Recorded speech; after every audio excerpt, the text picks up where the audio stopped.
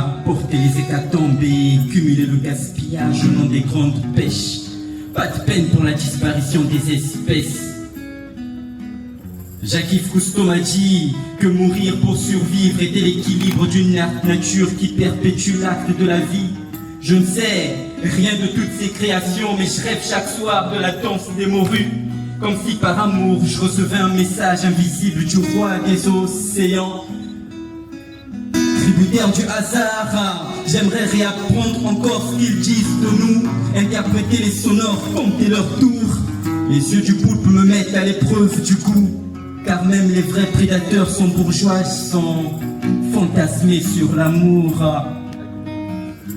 Jacques-Yves Cousteau m'a dit que la mer était bleue parce que l'amitié y a plongé son sous-marin avant toute œuvre. J'ai découvert que les poissons bioluminescents des abysses avaient du feu qui leur sortait de la queue et que la forme de leurs yeux expliquait les temps très anciens. Certaines perles étaient la marque des cieux. Les batraciens, les reptiles aquatiques, les tortues, crocodiles, oiseaux qui plongent à la recherche de leur repas. Leur festin était agréable, car le silence fraternisait avec Dieu. Je ne sais rien des poissons, mais j'entends dire que leur âme plonge dans les ténèbres pour que le mouvement de l'eau suscite l'activation de la vessie natatoire. J'étais le témoin de ce qui se passait là-bas, mais il m'aura fallu emprunter la remonta, une de ses ailes pour voler sous la mer. Jacques-Yves Cousteau m'a dit d'être vigilant face aux arabesques aériennes des dauphins, car les barracudas peuvent démarrer soudain sans raison comme des flèches. Vivre à tout prix, c'est la sale réputation des humains qui multiplient le nombre de filets du port sans sélection au lieu de songer à la miséricorde que leur font les scorpions. Que leur font les scorpions.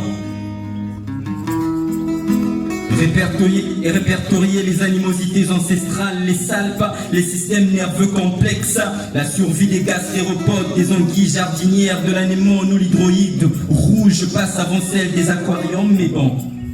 Pour faire régner la complicité entre la nature et les formes, il faut respecter l'ordre comme le duel des homards.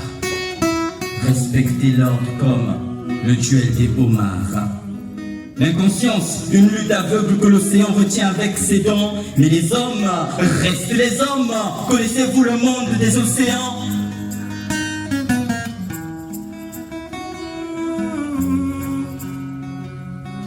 Jacques-Yves Cousteau ne me dit que c'est point d'implorer leur pardon, mais plutôt de les inciter à décoder certaines informations. De la naissance des ateliers aux grandes barrières, les coraux de feu, l'éventail des gorgones ou les fleurs animales, les oiseaux volaient au-dessus des arbres pour chanter l'océan, châtier le vent. La nature était belle, mais l'homme n'a pas su juger de son importance. Cette lettre est signée le troisième infini, car la nature est notre premier sentiment avant la vie, après la mort. Cette lettre est signée le troisième infini, car la nature est notre premier sentiment avant la vie, après la mort. Pas de vie sans océan.